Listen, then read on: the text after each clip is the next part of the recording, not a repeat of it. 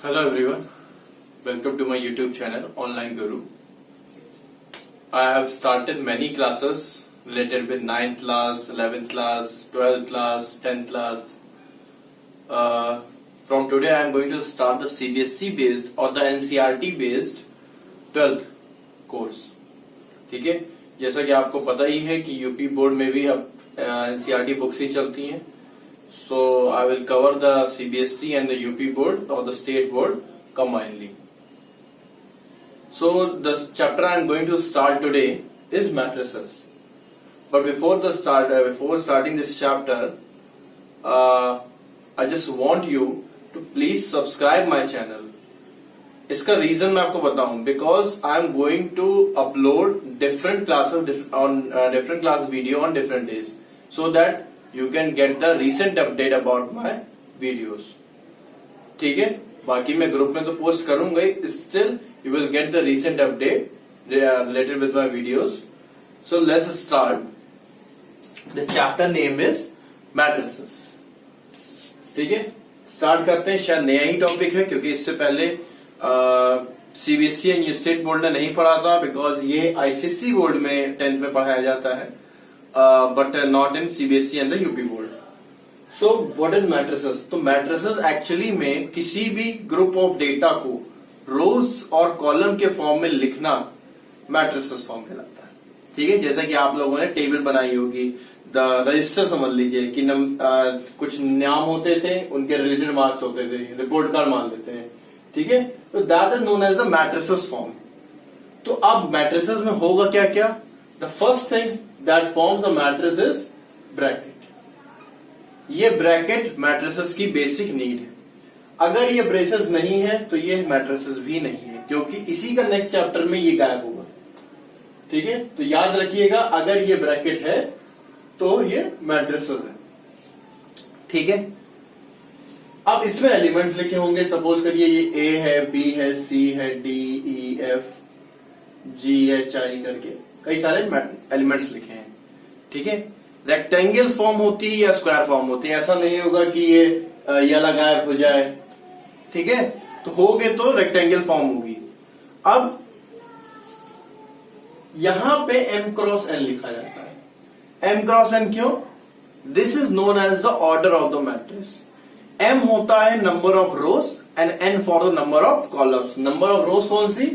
The first row, the second row and the third row, and number of columns means the first column, the second column and the third column. ठीक, I hope you are getting what I am saying.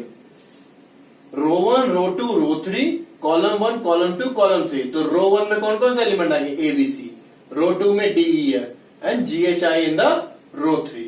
तो m की value हो जाएगी हमारी 3 और n column कितने हैं? Column भी हो जाएंगे हमारे 3. तो ये होता है हमारा ऑर्डर ऑफ मैट्रिक्स, जिसमें number of columns multiply by number of rows multiply by number of columns बताते हैं. ध्यान रखिएगा, पहले row and then column. The first one is the column matrix. तो कॉलम मैट्रिक्स उन्होंने क्यों कही? कॉलम मैट्रिक्स वो मैट्रिक्स होती है जिसमें केवल कॉलम होता है. सपोज करिए ऐसे लिखा हुआ ABC कॉलम, ये एक कॉलम है. ठीक है, इसको हम बोलते हैं column matrix. What is the row matrix? तो रो मैट्रिक्स क्या होगी? जिसमें रो होती है इस टाइप की, इसमें 3 हो सकते हैं, 4 हो सकते हैं, लेकिन एक ही सीक्वेंस होगा. ठीक. Square matrix. स्क्वायर मैट्रिक्स में नंबर ऑफ रोज और नंबर ऑफ कॉलम सेम होते हैं. जैसे कि मैंने कहा था 3 into 3, 3 रो थी, 3 कॉलम थी. तो जब नंबर ऑफ रोज और नंबर ऑफ कॉलम सेम हो जाएंगे, then it is known as the square matrix. वैसे आप कुछ भी हो सकता है, 2 क्रॉस 3 की हो सकती है, 3 क्रॉस 2 की हो सकती है, 4 क्रॉस 3 की हो सकती है, लेकिन अगर number of rows number of columns के बराबर हो जाए, that is known as the square matrix. Diagonal matrix कौन सी होती है? जिसमें सारे एलिमेंट तो 0 हो, लेकिन डायगोनल में एलिमेंट्स हो. सपोज करिए आपकी मैट्रिक्स ये है 3 0 0 0 1 0 0 0 4. तो क्या लिख रहा है? एक डायगोनल में एलिमेंट्स है, बाकी सब 0 है. So it is known as the diagonal matrix. Scalar matrix कौन सी होती है? होते तो ये डायगोनल मैट्रिक्स ही है, लेकिन इसके सारे एलिमेंट इक्वल होते हैं. सारे डायगोनल के एलिमेंट इक्वल होंगे. ठीक है. What is identity matrix? Identity matrix वो होती है जिसमें डायगोनल्स के एलिमेंट बराबर भी होते हैं और 1 भी होता है। ठीक है, क्या होगी आइडेंटिटी मैट्रिक्स हमारी 1 0 0 0 1 0 0 0 1। ठीक, और जीरो मैट्रिक्स नाम से ही लग रहा है जिसमें सारे एलिमेंट जीरो होते हैं। यस, कॉलम मैट्रिक्स जिसमें कॉलम हो, रो मैट्रिक्स जिसमें केवल रो हो, कॉलम स्क्वायर मैट्रिक्स जिसमें रो और कॉलम सेम हो, डायगोनल मैट्रिक्स जिसमें केवल डायगोनल के एलिमेंट हो, स्केलर मैट्रिक्स जिसमें डायगोनल तो हो लेकिन वो सारे एलिमेंट सेम हो, आइडेंटिटी मैट्रिक्स डायगोनल हो, सेम हो और 1 हो, जीरो मैट्रिक्स जिसमें सारे एलिमेंट जीरो। ठीक है, ये सारे नाम अपने दिमाग में रखिएगा। एंड सबसे इंपॉर्टेंट बात, the row and the column, row and the column, ये मत भूलिएगा क्योंकि रो एंड कॉलम का ही जो बेस है ये आगे लाने वाली एक्सरसाइज में भी चलेगा। ठीक है, I hope you have understand what I am talking about. ठीक है, एक बार देख लीजिए इसको।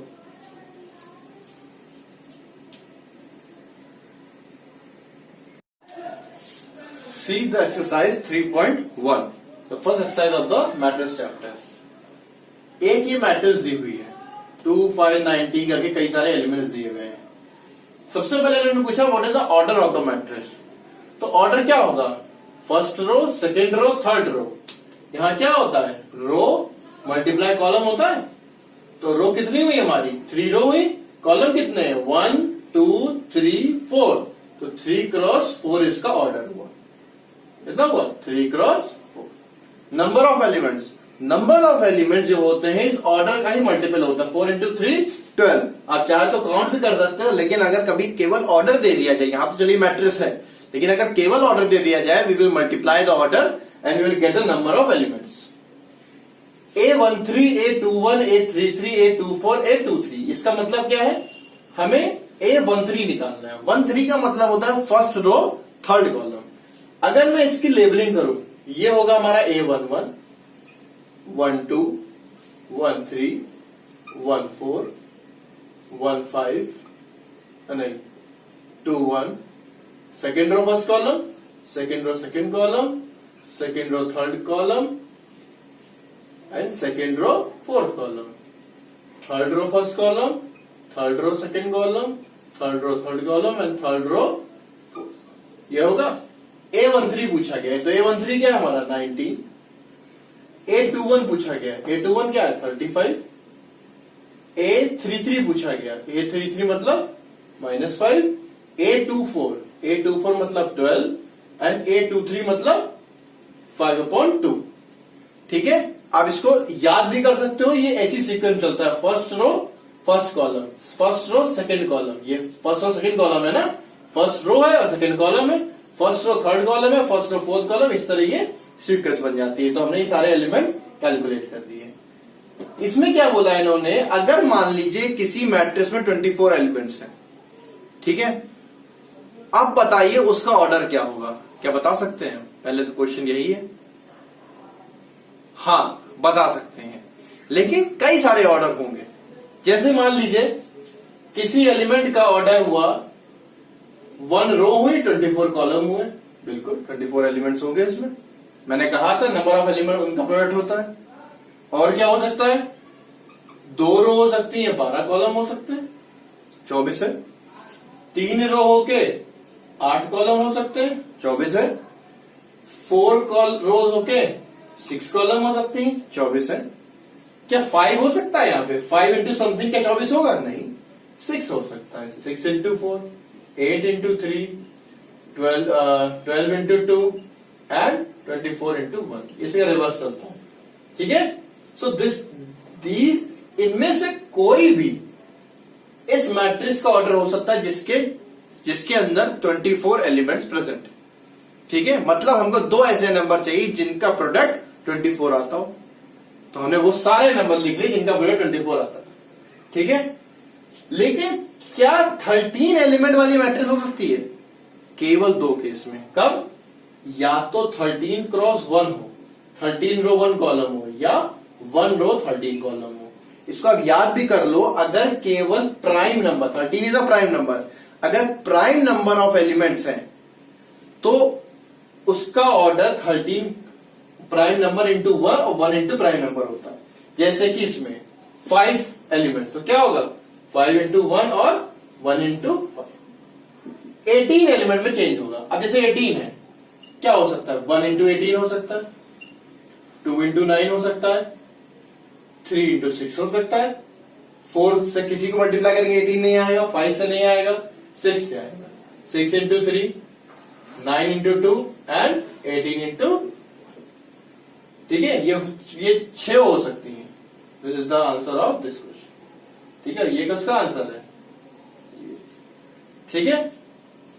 ए I J is equal to I plus J upon 2 cross 2 matrix. क्या कहा इन्होंने, लेट मी रब दिस, ठीक है, रब कर दें इसको, चलिए याद कर देते हैं। क्या कहा इन्होंने, ए I J I plus J upon 2 का होल स्क्वायर है। देखिए 2 क्रॉस 2 मैट्रिक्स इस तरह से होगी, एक एलिमेंट यहां होगा, एक एलिमेंट यहां होगा, यहां होगा, यहां होगा। इसका नाम क्या होगा, A11, A12, A21 और A22, यही होगा। यही आई जे है, आई जे आई जे आई जे और आई जे। A11 की वैल्यू क्या होगी, आई और जे में 1 रखिए, 1 प्लस 1 का होल ऑफ स्क्वायर अपॉन 2, 2 का square 4 upon 2 that is 2। A12 आई की जगह पर 1 रख दीजिए, जे की जगह पर 2 रख दीजिए। 1 प्लस 2 का whole of square upon 2, 3 0 9, 9 upon 2। A21 आई की जगह पर 2 रखिए, ये 1 रखिए, 2 प्लस 1 का whole of square upon 2, 9 upon 2। And A22 तो दोनों भी जगह पर 2 रख दीजिए, अपॉन 2, ये स्क्वायर हो जाएगा 16 अपॉन 2, 8। ठीक है, अब रख देते हैं इसमें उठा के, इसकी जगह क्या आ गया 2 आ गया, इसकी जगह क्या आ गया 8 आ गया, इसकी जगह क्या आ गया 9 अपॉन 2 आ गया, और इसकी जगह पे क्या आ गया 9 upon 2। This is the matrix we need. यही हमारी मैट्रिक्स है जो हमको चाहिए। ठीक है, कुछ समझ में आया। अगर कभी भी इस फॉर्म में मैट्रिक्स हो तो हम इस तरह से कैलकुलेट कर लेते हैं। आई और जे जो होता है number of row number of column ही होता है, केवल हमें आई और जे की वैल्यू पुट करनी होती है। एक बार देख लीजिए, अगर प्रॉब्लम हो तो मुझे कमेंट बॉक्स में आप पूछ सकते हैं। In the next question, we have to draw the matrix of 3 cross 4. तो 3 cross 4 की अगर मैं बात करूं तो 3 रो होंगी और इसमें 4 कॉलम होंगे, मतलब 1 2 3, 1 2 3 और 4। तो क्या नंबर मिलेगा A11, A12, A13, A14, A21, A22, A23, A24, A31, A32, A33 और A34। ये हमें मैट्रिक्स मिलेगी। ठीक है, ये हमारे एलिमेंट है with respect to the position. क्या कहा इन्होंने, ए आई जे क्या है हमारे पास, ये इसका मतलब A11 कितना होगा, A11 यहां पर आई की जगह 1, जे की जगह 1 अपॉन 2 -3 इंटू 1 प्लस 1, -3 प्लस 1 क्या होगा -2, ये हो जाएगा 1 अपॉन 2 -2। ये मॉडुलस होता है, मॉडुलस का मतलब मॉड, और ये हमेशा पॉजिटिव नंबर रिटर्न करता है। तो भले ही यहां पे -2 आएगा लेकिन आएगा आंसर 2। कितना होगा 1। तो A11 की वैल्यू कितनी हुई 1। ठीक, इसको मैं हटा, A12 आई की जगह पर 1 रखिए और जे की जगह पर 2 रखिए। कितना होगा ये 1 अपॉन 2 -3 इंटू 1 प्लस 2, -3 प्लस 2 -1, लेकिन क्या लेंगे 1 अपॉन 2, ये कितना आएगा 1 अपॉन 2। A13 तो यहां पे 1 यहां पे 3, ये कैंसिल आएगा 0, ये आएगा 0।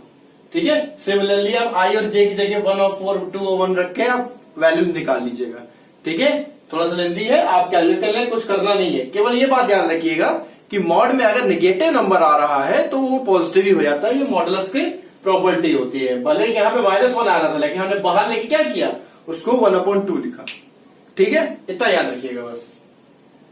क्वेश्चन नंबर 6, क्वेश्चन नंबर 6 से हमें एक नई बात सीखने को मिलेगी कि मैट्रिक्स का कंपैरिजन, मैट्रिक्स का एडिशन, ये जो भी कुछ है ऑपरेशंस, ये सेम ऑर्डर की मैट्रिक्स में होते हैं।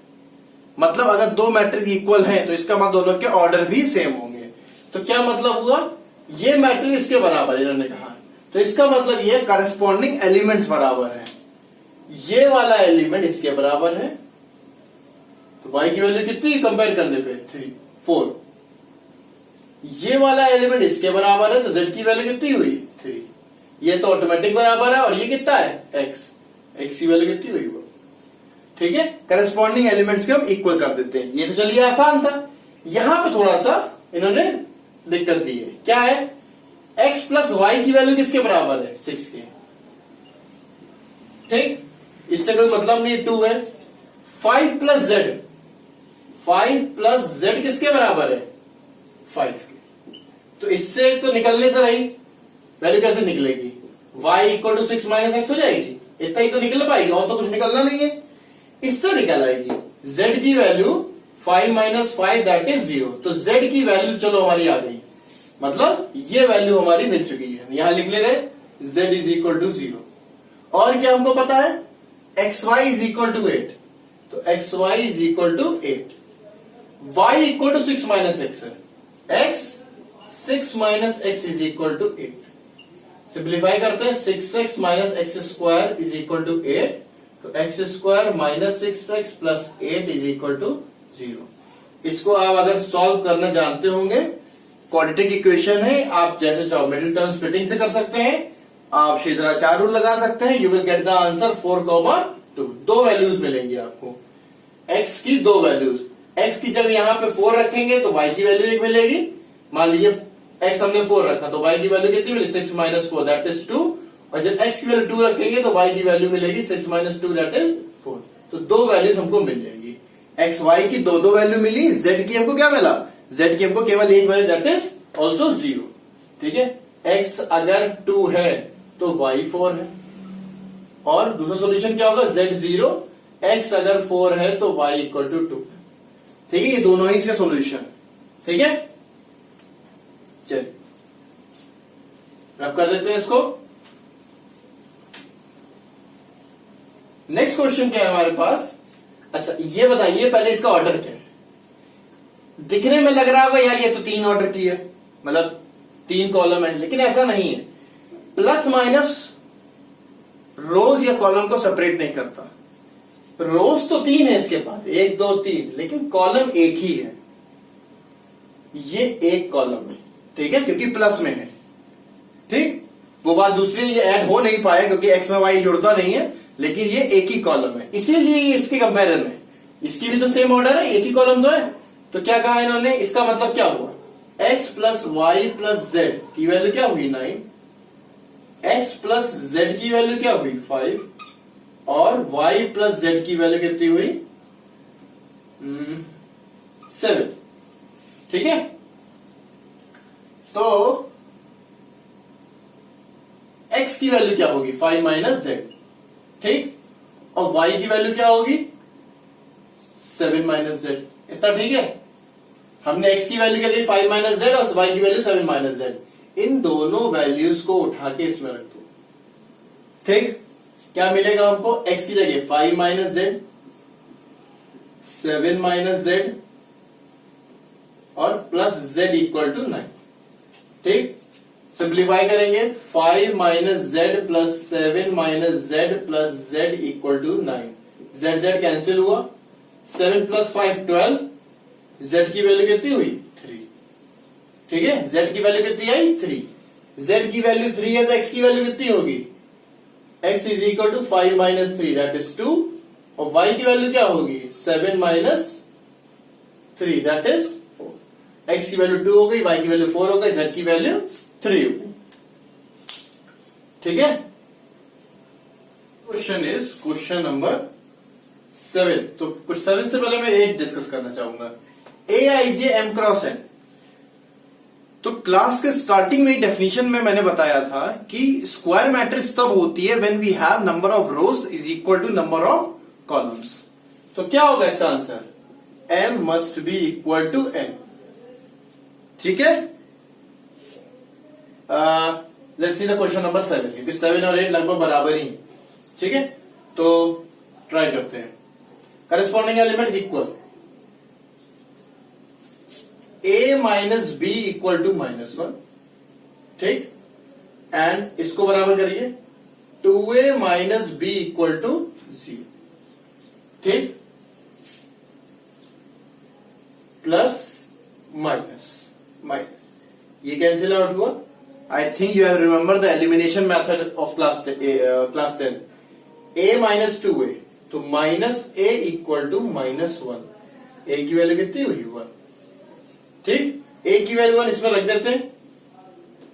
1 minus b equal to -1, minus b equal to -1 -1, तो माइनस बी की वैल्यू कितनी हुई -2, बी की वैल्यू हो गई 2, ठीक, b की वैल्यू 2 हो गई, a की वैल्यू 1 हो गई, इसमें रख दे तो c की वैल्यू मिल जाएगी 2a plus c equal to 5, 2 into 1 plus c equal to 5, c equal to 3, c की वैल्यू कितनी हुई 3, c की वैल्यू इसमें रख दे तो d मिल जाएगा 3c plus d equal to 13, c की वैल्यू कितनी आई 3 प्लस डी इक्वल टू 13, और डी की वैल्यू कितनी आएगी 13 माइनस 9 इक्वल टू 4, डी की वैल्यू हमको 4 मिल गई, डी 4 मिल गया, सी 3 मिल गया, ए 1 मिल गया और बी हमें 2 मिल गया, ठीक है, समझ में आ गया।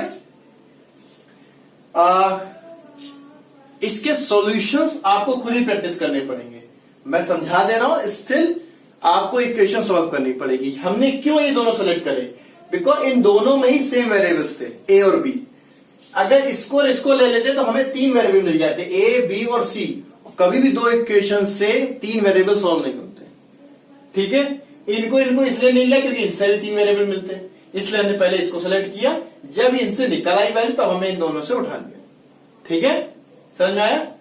चलिए क्वेश्चन नंबर 9 देखते हैं।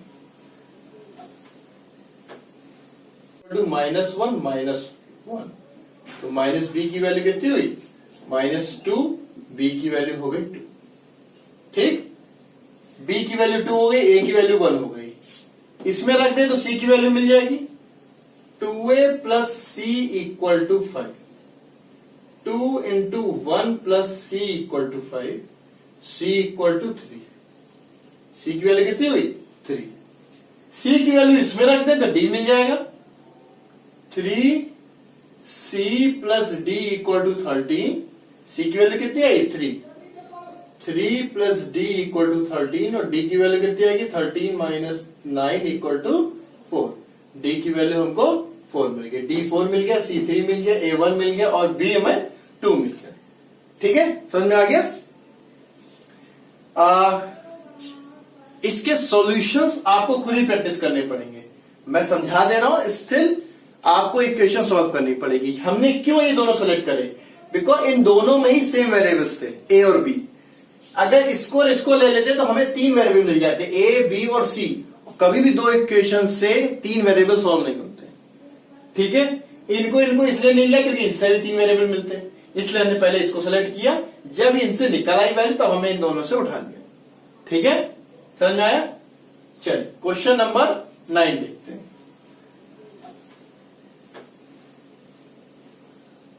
क्वेश्चन नंबर 9 में क्या है, 3x प्लस 7 इक्वल टू 0, ठीक, y माइनस 2 इक्वल टू 5, इसी को सॉल्व करने इजी लग रहा है, y इक्वल टू 7, खत्म करें इसको, ठीक, और ये भी हो ही गया, 3x इज इक्वल टू -7 और x इज इक्वल टू -7/3, चलिए x भी खत्म, ठीक है, और इससे निकाल लेते हैं एक बार, y plus 1 equal to 8, y equal to 7, ठीक है, इससे भी 7 आ रही, इससे भी 7 आ रही थी, 2 minus 3x, 2 minus 3x equal to 4, कितना हुआ ये 2 माइनस 4 इक्वल टू 3x, तो x इज इक्वल टू 2/3, आप देख रहे हो, इसमें आई है x की वैल्यू 2/3, इसके में आई है -7/3, कंट्राडिक्शन है क्या, एक मैट्रिक्स के लिए x और y की डिफरेंट वैल्यूज हो सकती हैं, नहीं, इसीलिए इन्होंने ऑप्शन में भी नॉट पॉसिबल दिया था,